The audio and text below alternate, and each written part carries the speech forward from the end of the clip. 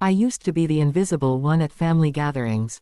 The charity case. The one everyone whispered about but never actually consulted.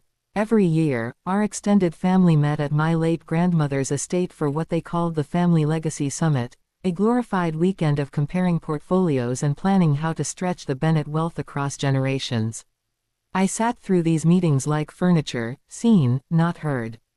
This year, though, this year was different. That evening, I escaped to my childhood bedroom and called Mr.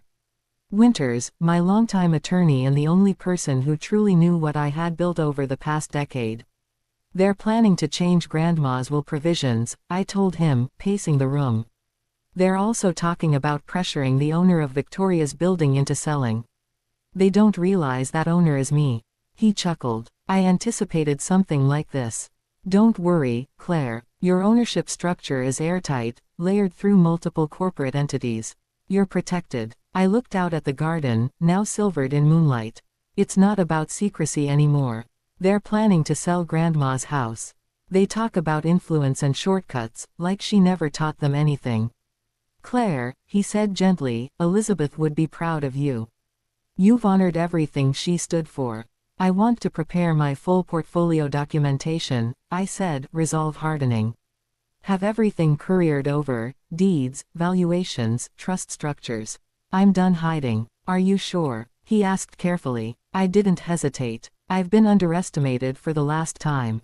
Monday morning dawned clear and cold. The final day of the conference, the day we each presented our financials. I chose a simple black dress and my mother's pearl earrings. The only jewelry I ever wore to these events. The room was already buzzing when I entered. Laptops open, portfolios embossed with the Bennett family crest lining the table. Uncle Richard kicked off with his usual grandeur, showcasing a bar graph of net worth growth over 5 years. His towered in navy blue. My sliver was almost invisible. As you can see, he said, smirking in my direction, some of us have embraced the Bennett legacy more successfully than others. Laughter rippled through the room. Brad nudged Victoria. Blake chuckled under his breath. One by one, they presented. Real estate empires, hedge funds, startup investments. Each brag more flamboyant than the last. Then it was my turn. Phones came out. Side conversations resumed. I gave my usual modest update, small consulting gigs, minor investments. Aunt Catherine interrupted mid-sentence.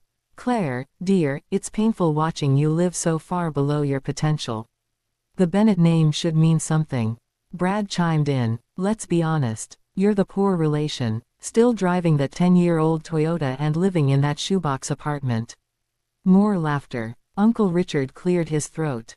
Perhaps now is the time to consider a monthly stipend. There's no shame in accepting help. I smiled politely. That won't be necessary, but thank you. I left the room calmly. Upstairs, the tears came. Not from shame, but exhaustion, from being erased, over and over again. They had written my story for me without ever reading the pages. Later that night, Martha, our housekeeper, brought me tea. She had been with the family for decades. They still see me as the orphan teenager, I said.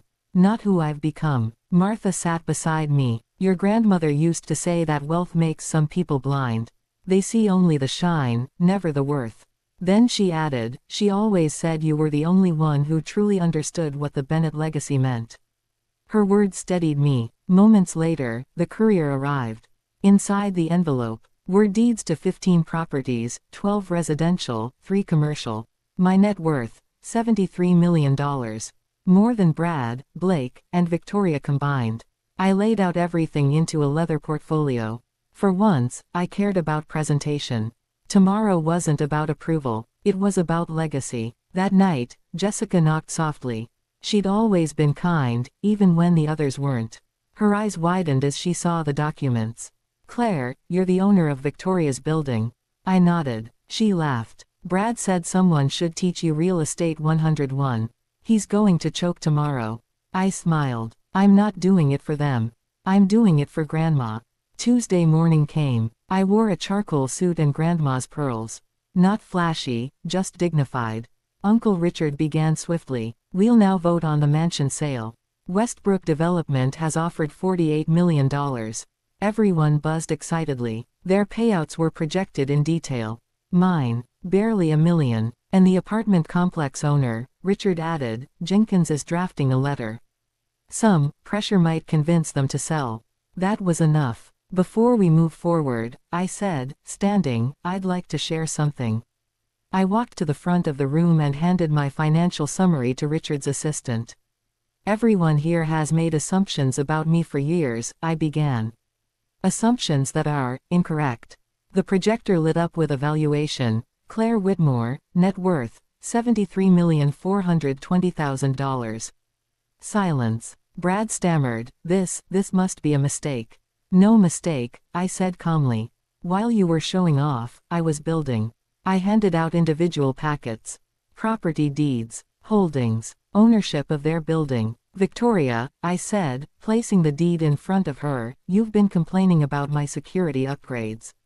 Brad's face went pale. Blake knocked over his water. And Uncle Richard, I continued, about that vote. As of this morning, I've transferred all my holdings to a new entity, Elizabeth's Legacy Trust. That trust now owns Jenkins Development. He froze. Jenkins controls 30% of Bennett Holdings. Add my existing 5%, and I now control 35%.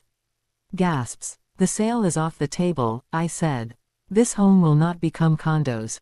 Jessica clapped slowly. Well played, cousin. Grandma would be proud. In the weeks that followed, everything changed.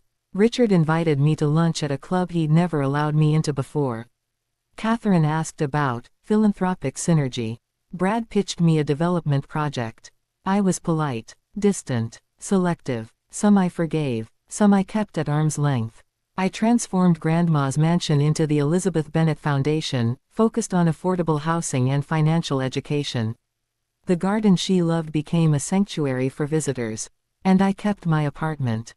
My Toyota, my pearls. 6 months later, Martha found me in the rose garden. She visits me in dreams, she whispered. Last night, she said, Claire didn't inherit the name. She inherited the heart of it. I cried then, not from sadness, but peace. I've learned that real wealth isn't measured in zeros. It's measured in freedom, in living without pretense, in using what you've built to uplift others, not impress them.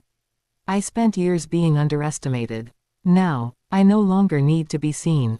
Because I know exactly who I am. So what about you? Have you ever been underestimated by family or friends, only to prove them wrong? Or maybe you're still building quietly, unnoticed, but purposeful. I'd love to hear your story in the comments. And if this journey of quiet determination resonated with you, hit that like button and subscribe for more stories about reclaiming your worth and rewriting your narrative. Thank you for joining me. And remember, sometimes the most powerful move isn't showing your cards, it's waiting until the table is yours.